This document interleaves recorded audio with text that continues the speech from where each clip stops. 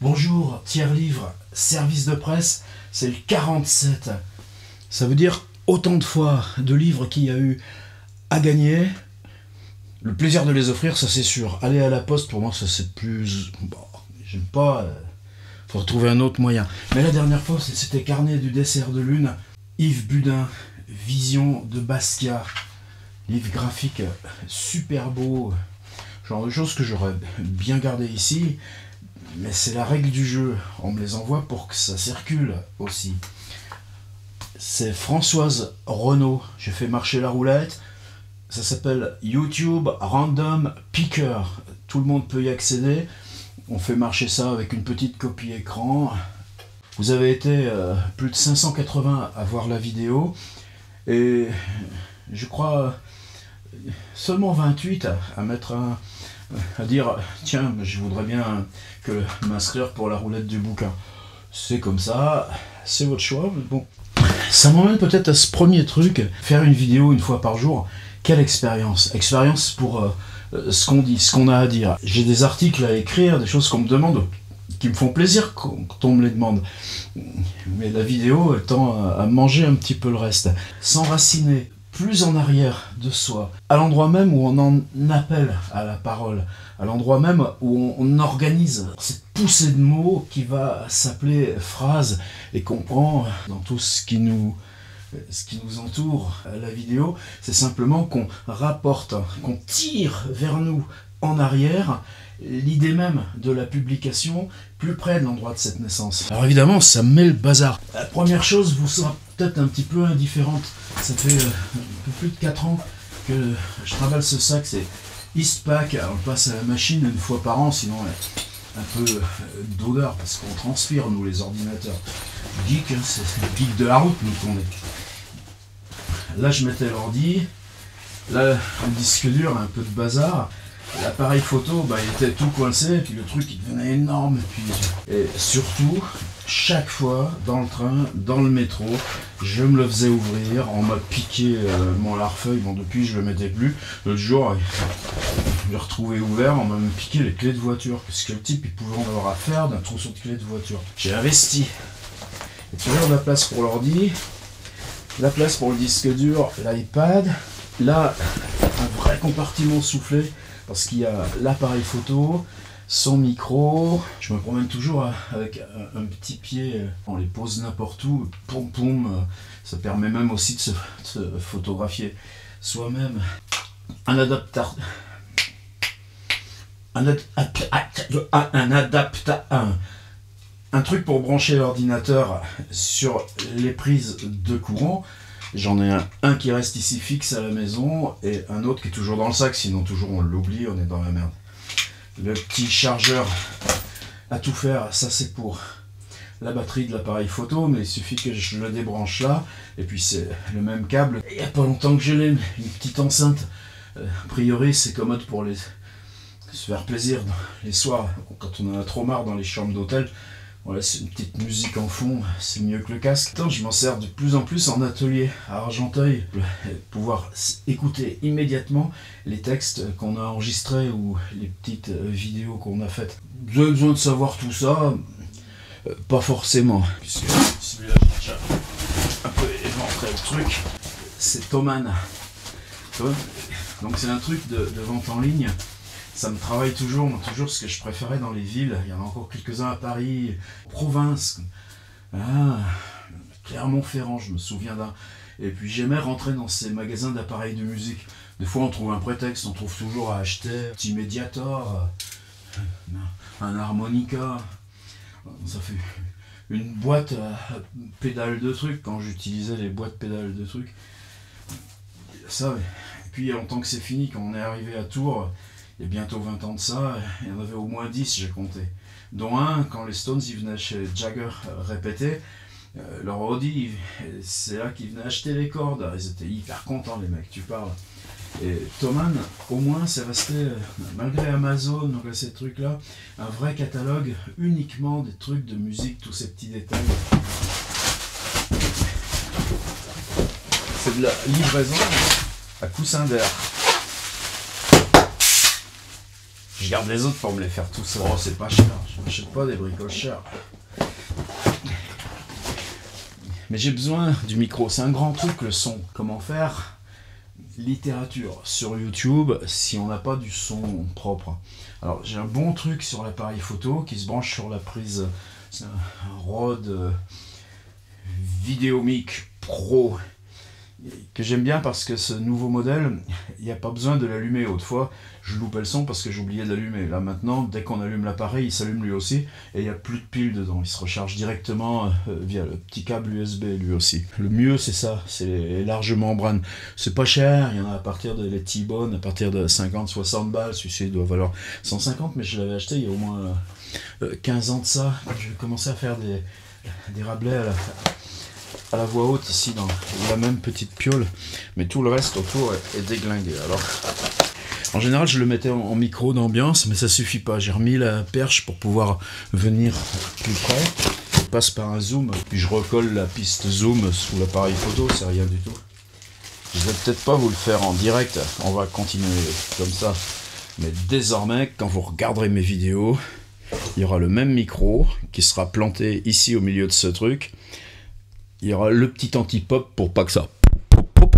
Vraiment important que ce truc-là, on puisse l'avoir tout auprès. Je vais continuer les vidéos quotidiennes. J'ai plein d'envie de continuer à faire des séries cette semaine. C'était Giorgio Manganelli. Et ben, j'ai toujours la pile de Manganelli qui est devant moi depuis tous ces jours.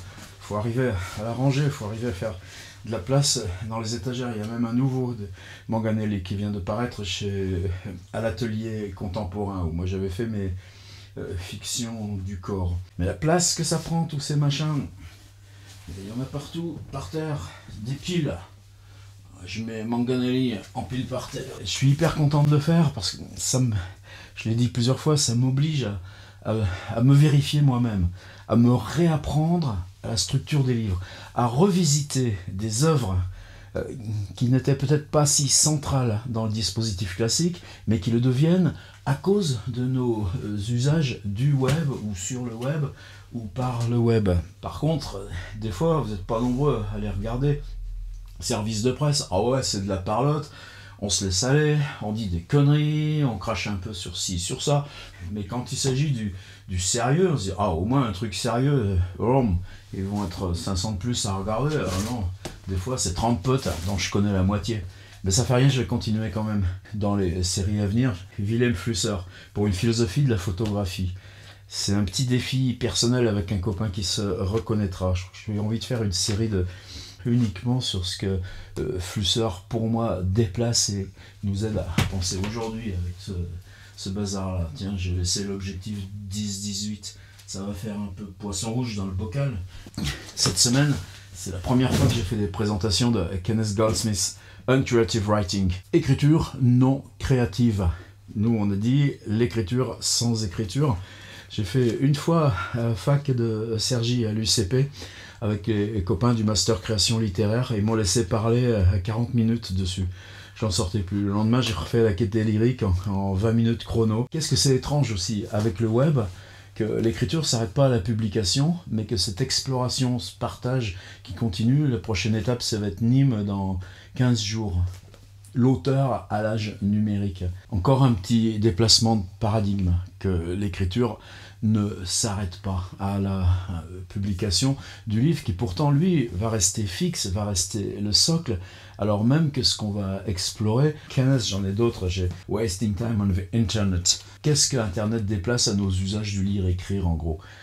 Il serait beaucoup plus simple à traduire que Uncreative Writing et je pense que c'est un bouquin important. Peut-être que je vais le faire moi-même, tout simplement, en pirate sur Tiers Livre Éditeur et puis quand le livre sera paru dans ma petite micro-machin confidentiel, que j'emboîte ou un autre voudront bien le prendre. Il y a celui-ci que j'aime beaucoup aussi, Seven American Deaths. Prendre des morts célèbres comme Lennon, comme Michael Jackson, et les retraverser uniquement à partir de ce qu'en disaient les radios, les télés, les journaux, dans une espèce d'énorme cut-up en temps réel. Qu'est-ce qu'on retraverse? Des symboliques, de la politique, des symboles ou fétiches, et même le World Trade Center, évidemment, notre époque. C'est un grand bouquin et on a tout cette espèce d'entrefaire de Goldsmith, comme ça, où dire non, je ne fais que copier, reprendre, et en même temps, qu'est-ce que ça déplace. Et puis les normes, Capital, j'en ai déjà parlé, on prend le projet de Walter Benjamin, Paris, capitale du 19e siècle, écrire au 20e siècle, c'est New York, et cette espèce d'énorme compile de 900 pages classées par thème. Là, j'ai plutôt envie d'en faire un de temps en temps. Il y a un tel plaisir à reprendre ça et le faire un petit peu en désordre par petites incursions. Ça permettrait au blog d'avoir toujours cette petite veine écrite qui continue. Focus là, toi. Je remplace mon petit tabouret. Je fais un peu le ménage. J'avais oublié cette pile là. Tiers livre éditeur, ça continue. Je suis dans une phase, pour ça aussi que j'ai besoin de cette expérience de vidéo quotidienne. Dans un an, j'aurai fini mon job, limite d'âge, à l'école d'art de Cergy, qui n'est pas une école privée, qui est une école nationale, il y a des règles, c'est comme ça. Puis je trouve que c'est bien. Ça aurait été une phase de mes 60 à mes 66 ballets, 2 jours par semaine, en immersion, travailler avec ce qui naît et voir comment ça naît chez eux, qui ont 30 piges de moins que nous, comment ça naît différemment à côté, être simplement là en appui pour les aider à analyser, à mettre en rapport. Des fois, le mardi, la fatigue me barbe, puis au lance-pierre, l'hôtel n'est pas remboursé, ni la bouffe et tout, mais une fois que j'y suis, je vis toujours quand même avec bonheur, même malgré toutes les contradictions administratives et tout ça. Mais dans un an, je crois que j'aurais envie de retrouver autre chose. Peut-être, de toute façon, le centre, ce sera cette maison d'édition, micro-maison. Ça se vend, les bouquins. Par exemple, cette grosse compile que j'avais faite de tous mes articles sur d'autres auteurs, Bernard Noël, de Pérec, Duras, Sarraute, Claude Ponty, Julien Gracq, Claude Simon. J'en ai quand même... c'est la première fois que j'apprenais à faire un bouquin de plus de 300 pages. J'en suis bigrement fier. Merci à vous toutes et tous. Mais qu'est-ce que ça fait plaisir. Lovecraft, j'en reparlerai dans le bout de la semaine. D'autres fois, c'est le contraire. Je suis vachement fier aussi. Ce livre est indisponible depuis hyper longtemps. Jules Huret, c'est un journaliste qui interviewe plus de 90 auteurs dans ces années 1890, cette fin de siècle. Ça va des grands mages populaires jusqu'à Mallarmé ou Huysmans, et puis tout d'un coup on les voit tout nus dans leurs petites habitudes, leurs petites arrogances, ou au contraire d'énorme générosité. Et pour moi, la magie de ce bouquin, c'est que bien sûr on n'en a pas forcément besoin pour piger la machine littéraire, mais il se trouve que dans notre littérature, et c'est peu 130 ans de distance, on a un travail où tout d'un coup, le plus singulier, le plus exceptionnel, se mêle à ce que porte l'écume des jours ou l'inertie des temps. Et c'est un régal, ça renvoie constamment à soi-même. Que ce livre, depuis des années, moi j'en avais une vieille édition, un truc qui a disparu depuis longtemps, et j'ai bossé des mois et des mois pour arriver à mettre au propre ce truc... scanner, corriger, vérifier, composer, typographier, et puis vous n'êtes pas bien nombreux à aller y voir. Je vous mets le lien en dessous, parce que ça aussi, moi, qu'est-ce que j'aimerais qu'on mette sur la table ce qui nous fonde dans l'échange, dans le partage, dans l'écriture en commun. Et est-ce qu'il ne se joue pas de nouvelles questions? C'est pas Julien Simon qui dira le contraire, dans réinventer ces sortes de micro-échelles dans notre travail. Oh, hier, j'ai fait un truc avec Pifarelli sur Lovecraft, et la voix, ça se ressent. Par exemple, j'avais ça dans mon courrier. J'avais une lettre du Seuil et une lettre de Verdier. Ça pose d'autres questions. Le Seuil, j'en ai déjà parlé. La dernière fois que j'ai eu un relevé de vente, c'était janvier 2017. Il y a 15 mois, et sur des droits arrêtés au 31 décembre 2015. Pour qui on travaille? Comment on travaille? Verdier, je leur réclame une fois tous les 2 ans, et puis bon, ils finissent par m'envoyer, c'est des petites sommes, rien, mais c'est quand même quelque chose d'extrêmement symbolique. J'ai été beaucoup admiratif de ce mouvement « paye ton auteur ». Moi, c'était pas si facile. J'ai retransmis des vidéos, des liens. Ceux qui m'ont suivi sur Twitter ou Facebook le savent. En même temps, le Salon de Paris, moi, ça fait 10 ans que j'y vais plus. Ces espèces de grosses merdes où des types sont là derrière des piles pour gribouiller leur nom sur des trucs, mais non, c'est fini ça. On peut toujours se fiche de la gueule de Facebook, de Twitter, tout ça, mais cet échange direct, il n'est plus vertical, il n'est plus conditionné à ce genre de grande foire, à des queues, à des files d'attente. Le type assis, et puis vous appelez comment, machin truc, pour un tel avec mes amitiés, etc. Et on a cassé cette verticalité. Donc moi, c'est les salons du livre que je mets en cause, complètement.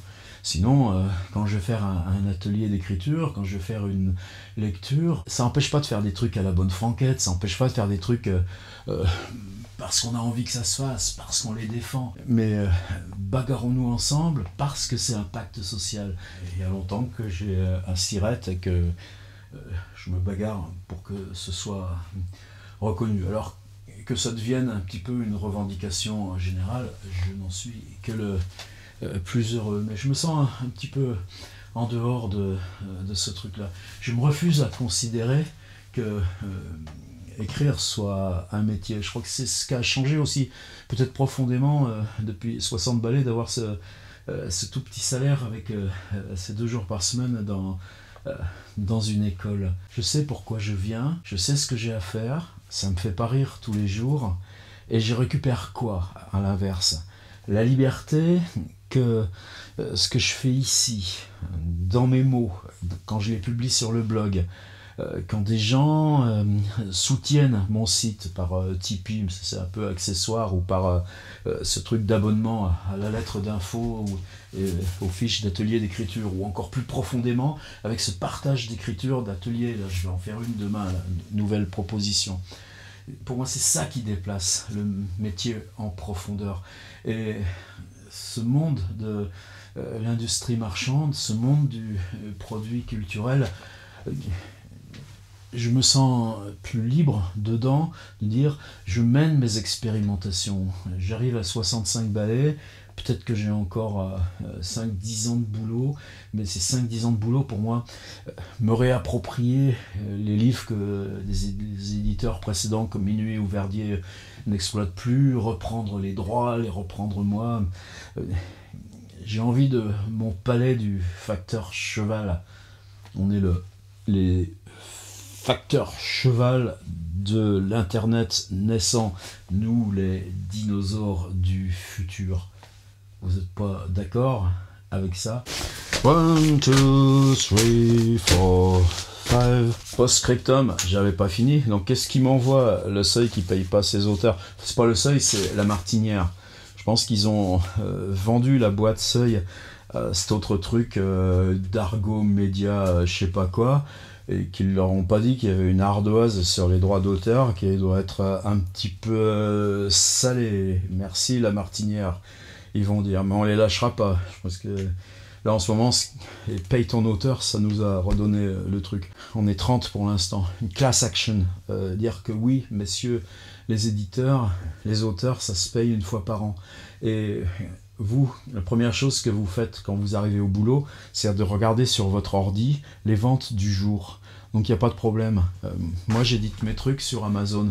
C'est pas de gaieté de cœur, c'est en pleine conscience politique, simplement le boulot il est correct, l'impression il est correcte, le service il est correct, et ben ces mecs ils me payent tous les mois. Quand je vais à mon supermarché, et pourtant on est passé régime végétarien là, depuis progressivement, on n'en fait pas un truc depuis quelques mois. Quand j'achète 3 patates douces, je vais leur dire au mec là qui est de l'autre côté de la caisse, elle a dit mon pote, tes patates je les mange maintenant, mais je te les paierai dans 18 mois. On en est là avec l'archaïsme de ce monde-là.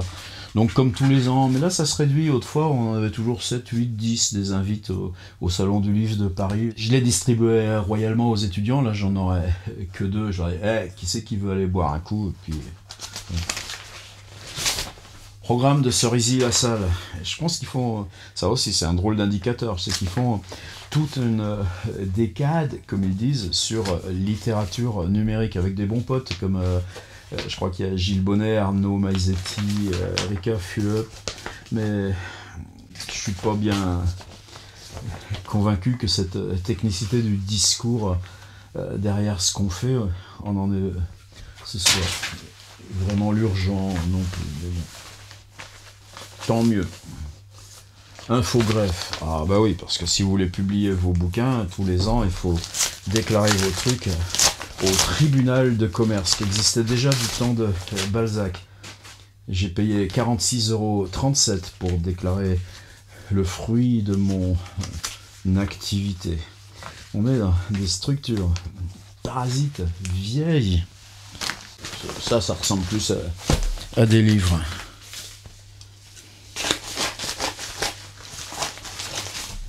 Je laisse l'objectif grand angle, ça nous fera une petite variété évidemment, ça va faire des fois il y en a qui me disent ça va pas ton truc là. Et, moi, je m'est un peu égal aussi ça. Faut pas qu'on se mette trop à ressembler au Tolkien Il est beau ce livre. Wow. Histoire d'une oreille, François Pachet. Et machin, toujours dedans. Une autre manière de parler de musique. Tu parles. J'aime bien la présentation aussi. Ça, c'est un drôle de truc. La façon, sans la colle. La façon dont le livre imprimé, depuis quelques années, reprend systématiquement les codes graphiques de la publication web. Pachet. Bootlegs des Beatles. À Montréal, on peut acheter dans certains magasins de disques des bootlegs des Beatles, sessions d'enregistrement, récupérées on ne sait d'où. On en trouve aussi à Jussieu, dans le magasin de la rue Linné. Sur la pochette de ces disques rares et chers, des photocopies de mauvaise qualité, aux couleurs délavées. J'écoute ces morceaux d'une manière différente des versions officielles. J'écoute par interdifférence. Je traque les erreurs, les variations par rapport aux versions finales que je connais par cœur. Il y a par exemple cet essai raté de Help par John Lennon qui s'accompagne au piano. Au troisième accord, il se trompe. Cette erreur me fascine, car le morceau a tracé un rail si profond dans ma mémoire que tout ce qui l'en fait dévier semble inconcevable. J'essaye de retrouver le faux accord au piano.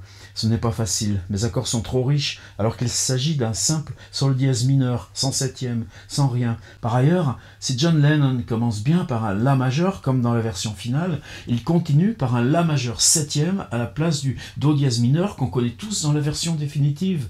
On peut en effet remplacer ce premier succédané, comme dirait Frorenbach, je connais pas, par un accord de mineur septième, celui de Dolan's Melody, sans changer le sens harmonique du morceau.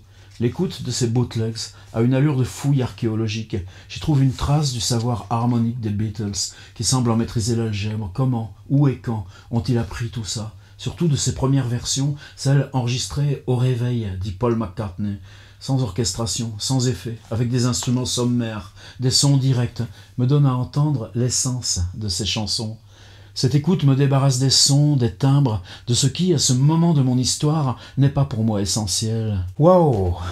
C'est pas un inconnu pour moi. Il y a 300 pages et il y a tout un index, des concepts, il y a des remerciements. Il est dédié d'ailleurs à Pierre Pachet. Pierre est décédé il y a moins d'1 an, je crois. Quelqu'un qui était proche de l'âge de Pierre Michon. Moi, j'ai connu François Pachet il y a une dizaine d'années. À l'époque, il travaillait dans ces questions de musique, juste derrière l'école des Arts Déco, à Paris, vers Normal Sup. Sony a un laboratoire numérique. Et à ce moment-là, j'ai découvert cet univers des robots, de l'intelligence artificielle. Ça. Je ne sais pas si Sony aujourd'hui reste complètement dans la course de ces questions-là, où ils ont un peu lâché. C'est l'époque où ils ont installé les premières liseuses. Je pense que François Pachet, d'ailleurs, depuis, a eu une thèse. Et je ne sais même pas où il travaille actuellement, mais je le suis en tout cas constamment dans ce travail. Ceux qui ont vécu l'expérience Publi.net savent qu'il y a déjà une dizaine d'années, il écrivait déjà sur Paul McCartney. Un très beau texte, très rigolo, le jour où il avait croisé par hasard Paul McCartney. Là, évidemment, nos parcours dans la musique, nos parcours d'usage, reprendre notre rapport à l'essentiel, ce qu'on fabrique aujourd'hui, et ce qu'on fabrique avec les technos, ou comment la techno nous aide à nous inventer et nous réinventer, suppose de relire autrement l'histoire et notre propre parcours. Il y a des petites cassettes audio sur cette belle couverture. Qui est-ce qui a fait ça? Bûcher-Chastel, collection musique Bûcher-Chastel. Merci François Pachet. Je crois que pour moi, je vais avoir du mal à lire ça sans émotions toutes autobiographiques. Ah, encore les carnets du dessert de lune. Ceux qui ont édité le Basquiat. Jean-Louis Massot, faut dire, à force que j'ai découvert ces livres un petit peu par ce jeu de service de presse, et j'ai pris un tel goût qu'on échange régulièrement sur Facebook. Oh, oui, en même temps, du papier bulle. Oh, 10 km de papier. Il faudrait envoyer un livre. Plus un livre serait précieux, plus il serait entouré de kilomètres de papier bulle. Aujourd'hui, tu es désaxé. Je le sens dès l'ouverture des yeux. Je mets des nectarines et du thé dans ta bouche. Ça descend dans ta gorge, ça tombe dans ton ventre. Je te nourris avec le mélange de patience, de brusquerie, qu'on observe aussi chez certains oiseaux. Puis je noue le cordon de ton short, lasse tes baskets et t'envoie courir dans les banlieues, écrasé de silence. Sous le ciel menaçant de l'été, je t'envoie dans cette antichambre de la mort dont tu as fait ton territoire. Tout au long de la rue Pompidou flotte une odeur de choki, effluve de chocolat chaud dans l'atmosphère lourde. Alors tu te rappelles le nom de Madame Tchaikovsky, qui a prononcé un jour ta meilleure amie, ce nom te revient, sans l'anecdote qui l'accompagnait, nue dans la lumière tranchante d'une mémoire saturée. Puis tu te perds, tu découvres de nouveaux chemins, de nouvelles passerelles, de nouveaux bouts du monde, effrayants et peuplés de rares corps tordus, comme des racines arrachées au sol, des racines sans arbre. Tu remercies chaque paysage qui vient frapper d'étrangeté ta conscience, qui déjà, tu ne peux le nier, confond les prénoms et les visages de deux femmes avec qui tu as partagé des années de ta vie, la maigreur de l'une pliée sur la maigreur de l'autre, leurs silhouettes bord à bord comme deux bons hommes d'une ribambelle avant qu'on ne l'ait dépliée, leur rage comme une seule voix, leurs prénoms et leurs visages brouillés ensemble comme des œufs dans ton esprit désaxé. Je l'ai tout de suite senti ce matin, le réel. Et toi comme huilé haut dans la cuvette d'une pissotière, pourtant le bonheur t'empoigne par surprise alors que tu descends la passerelle de l'Europe, sa rampe la plus longue au nord de la ville bourgeoise, près des bretelles d'autoroute, un désert de ciment propre, de graminées de fleurs sauvages et d'insécable silence. Là je ressens le bonheur du noyer quand les neurones enfin se font sable. Oh! Fanny Chiarello, pas de côté. Édition Les Carnets du dessert de lune. Fanny Chiarello vit à Lille, je vais presque avoir reconnu les paysages urbains. Ses romans sont publiés à l'Olivier, la Contre-Allée, à l'École des Loisirs et au Rouergue, tandis que ses poésies et nouvelles paraissent au Carnet du dessert de lune. Là encore, Fanny Chiarello vit à Lille, publie à la Contre-Allée, qui font un boulot magistral, mais aussi en jeunesse, École des Loisirs et Rouergue. C'est-à-dire que le métier d'écrire, c'est aussi là où la diffusion permet cette rémunération.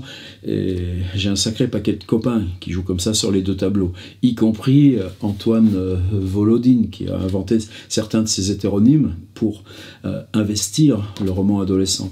Dans ces trucs de paye ton auteur, on en est arrivé ces derniers temps, un de mes, que je considère comme un frère, écrit dans un post « Les auteurs adultes » qui ne le soutenaient pas. Les auteurs adultes, ES. Là, tout d'un coup, j'ai plus compris et j'ai eu un mouvement de grand recul.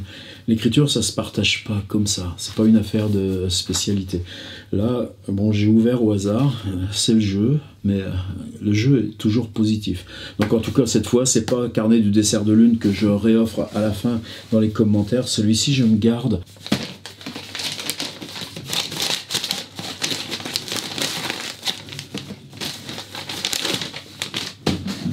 Denis Montebello. Ce vide blesse la vue. Collection La Mèche Lente. Ne pas trouver son chemin dans une ville, cela ne signifie pas grand-chose, mais s'égarer dans une ville comme dans une forêt demande toute une éducation. Si la ville recèle quelques labyrinthes et dédales, on ne s'y égare pas aussi bien qu'en forêt. Il faut un art, une éducation qu'on n'a pas, qu'on a oublié. Denis, c'est bizarre parce que je croyais qu'il m'avait envoyé un autre livre. J'ai vu passer Le temps qu'il fait. Denis Montebello publie aussi Au temps qu'il fait. Voilà. Denis Montebello, comment écrire un livre qui fait du bien. Celui-là, je l'attendais, parce que j'ai vu le manuscrit déjà à mesure qu'il s'écrivait, et je n'étais pas du tout au courant de ce vide blesse la vue. Comment écrire un livre qui fait du bien?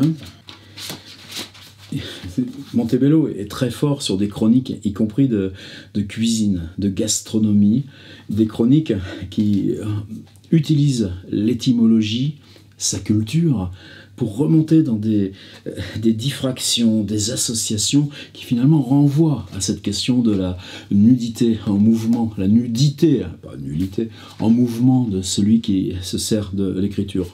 Comment égarer son lecteur? Le lecteur n'est pas un ennemi, un prédateur déguisé en pèlerin s'il emprunte. Suicide. Le vieux qui ne voulait pas chercher son prix. Où est Gourgue en Belgique? Faites du bien à un vilain, il vous fait dans la main. Que ne ferait-on pas pour vivre en paix avec soi-même? Élaguer, l'écrivain. Non-name dropping is a delicate art. Et si c'était le Denis Montebello du temps qu'il fait, que je recyclais? C'est pas que je recycle, c'est que du coup j'en ai deux. Je vais découvrir Ce vide lui blesse la vue, mais parce que Montebello, je le connais depuis si longtemps et qu'il y a un tel plaisir à dire « Prends mon pote, c'est du Montebello » et comment écrire un livre qui fait du bien. En plus, je le connais déjà, mais c'est toujours ces très belles réalisations graphiques du temps qu'il fait, puisque Monty, sa formation initiale, c'est imprimeur. Commentaire dans la barre de dessous, essayez d'être un peu plus que 28, quoi, c'est rigolo, quoi. Même si je sais qu'il y en a qui se plaignent de jamais gagner, mais c'est pas de ma faute, c'est l'algorithme. C'est celui-ci qui va repartir.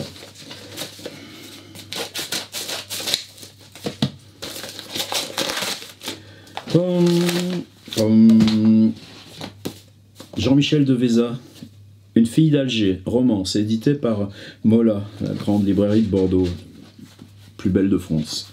Bah, ça évolue, ça change, les librairies, on a toujours nos petits affects, je pense réellement que c'est une très très belle librairie. Jean-Michel, on se connaissait quand on était étudiants ensemble. On militait beaucoup, mais à part coller les tracts et parler de Louis Althusser, c'est pas pour ça qu'on a appris à se connaître beaucoup. Je l'ai découvert plus récemment, finalement, ces dernières années, par des retrouvailles, même à Bordeaux, se voir quand j'y passe. Il a fait un drôle de chemin, il est parti enseigner, et je l'ai découvert en Algérie. À peine avoir fini, je ne sais pas comment, ces années d'études de lettres à Bordeaux. Ensuite, il est parti enseigner en Afrique noire. Aujourd'hui, c'est quelqu'un moi qui m'explique ce qui se passe littérairement dans la littérature d'expression française du continent africain. Maintenant, il enseigne même ça à Limoges, et il bâtit tout un tas d'événements, de rencontres, de dialogues, et full respect. Je sais que ce bouquin, qui n'est pas son premier, le dernier, ça partait de la ville de Bordeaux. La ville de Bordeaux était sujet du livre. Ça s'appelait Bordeaux, la mémoire des pierres. À un moment donné, j'ai compris que Deveza avait la tâche devant lui d'aborder ces 3 ans d'Algérie, évidemment bien après 62, bien après la décolonisation, mais dans toutes ses ambiguïtés et contradictions, et donc en revenant par la fiction dans cet entrefer que moi je connais pas du tout, de ces tensions qui ont mené à 62. Je sais que la langue de Jean-Michel est très différente de mes propres usages. C'est une langue extrêmement lyrique, longue, j'allais dire presque académique, au bon sens du mot. Ce qui n'empêche pas d'être dans nos zones quand il s'agit de parler expérimentation, structure du roman. À l'angle, un paravent à 3 volets à gravures et motifs berbères dissimule un lavabo au froid d'eau chaude, un bidet et des étagères de linge, gants et serviettes de bain. La clarté provient de la porte en vitraux, mosaïque géométrique de verre translucide blanc, séparée par des baguettes de plomb grossières et enjolivée d'éléments verts ou rouges, dont l'encadrement bâtiment est en bois beige pour ne pas jurer avec la tonalité crue de l'édifice. 4 bandes horizontales la composent. Celle du bas est divisée en 2 rectangles verticaux entourés sur 3 côtés de bordure à la symétrie rompue par l'inclusion en son milieu d'un carré émeraude. La suivante d'un seul tenant s'enserre entre 2 segments latéraux de 2 à gauche et 3 à droite alvéoles. La troisième reproduit le schéma de la première à 2 détails près. La touche émeraude n'est plus, c'est un carré rouge grenat mieux centré qui lui a été substitué, et les lignes de soudure délimitent 2 losanges aussi rouge grenat en plein centre des surfaces blanches translucides. La dernière joue sur le principe de mise en abîme 2 rectangles striés de plomb. Je ne vais pas jusqu'au bout de la phrase, et je savais que ce serait ça. Le jeu de ouvrir au hasard me fait tomber sur ce truc où il n'y a que des lumières, des géométries, mais je savais aussi que c'était son truc, c'est-à-dire le souvenir autobiographique de l'Algérie, c'est des perceptions, c'est ses couleurs, c'est ce travail sur la lumière. En même temps, ça s'appelle roman, c'est même écrit en petite capitale. Donc il y a des personnages, donc il y a des noms de personnages, donc il y a de la politique. Le FLN projetait une descente sur Alger-la-Blanche. Pendant une semaine, ils ont conduit leurs partisans à la boucherie. Échec militaire, victoire politique, radicalisation des esprits, des cœurs. Le peuple se renforce en s'épurant. Et je sais aussi que cette réflexion politique, elle me concerne directement. Donc merci Jean-Michel Deveza. Vous pouvez le suivre sur Facebook aussi. Bien sûr, c'est pas des mecs qui refusent ni la discussion, ni le corps à corps et avec la langue, mais avec le temps. J'oubliais qu'on me dit toujours « Ah, toi qui lances tes livres par terre ». Je l'ai fait. Reste un. On a été long en plus aujourd'hui, mais pas de ma faute, c'était un petit peu le retour. Je voulais que ça prenne un côté un peu comme ça, carnet de bord, même si je suis plus que tout seul à parler là dans mon truc. Oh bah lui, il tombe avant qu'on le regarde. Ah, oui. Papier. Xavier Persson. C'est bizarre parce que derrière le cirque d'hiver, il y a 2 sortes de bouquins. Il y a les bouquins qu'on m'envoie et les bouquins que j'achète quand même. Il y a un gars qui vient de publier chez POL un livre qui s'appelle La Traversée, où il est question d'aller bosser sur des porte-conteneurs en s'occupant des chevaux et des bœufs ou taureaux qui y sont convoyés. J'ai vraiment envie de le lire. Évidemment, pas demander pour aller pleurer qu'on m'envoie un livre, mais Xavier Persson, c'est un gars que je connais depuis 93, ça fait combien? Ça fait 25 ans, un quart de siècle. Bon, on aborde l'âge ensemble, il est toujours dans une estime, un silence, c'est un silencieux, il y a toujours eu cette densité. Avec Malika, nous nous sommes levés à 5h du matin pour accompagner notre fils à l'hôpital du Kremlin-Bicêtre. Il devait y subir des examens dans la brume glaçante d'un matin d'hiver, transit froid de sommeil. Nous avons pris le métro, choqués d'y voir à chaque station de la ligne 7 des hommes et femmes allongés sur les quais, emmitouflés dans des couvertures ou de simples manteaux à même le sol. Dans l'inquiétude où nous plongeait la perspective de l'hôpital et la lucidité de cette heure matinale où tout simplement, en raison du décalage avec nos habitudes, nous observions médusés, ces corps épuisés, exposés, dont la nudité n'était pas toujours entièrement dissimulée, tandis que notre fils se plongeait dans la lecture d'un manga.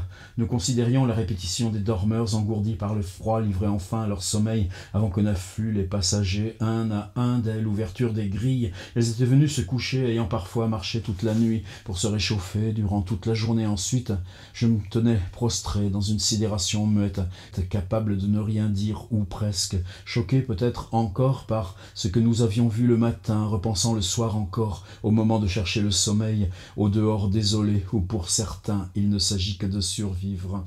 Comme si mon silence me reliait à la vie de ceux qui vivent sans rien, pour qui vivre dehors serait le plus sûr moyen de se taire. 3e fois, le jeu d'ouvrir un livre au hasard. Avec Xavier, on s'échange quand même des nouvelles de temps en temps. C'est quelqu'un qui travaillait plutôt la poésie. Quelqu'un qui, dans le dernier livre, par exemple, c'était...